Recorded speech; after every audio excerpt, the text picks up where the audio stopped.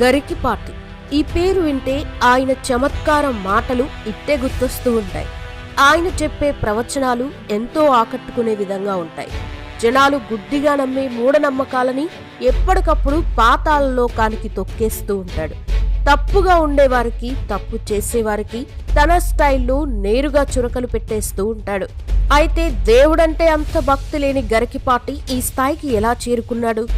ఆయనలో ఇంత మార్పు రావడానికి కారణమేంటి? ఆయన ఎంతవరకు చదువుకున్నారు? చేసే ఉద్యోగం ఏంటి? ఆస్తులెన్ని? చాగంటి కోటేశ్వరరావుతో గొడవకి కారణమేంటి?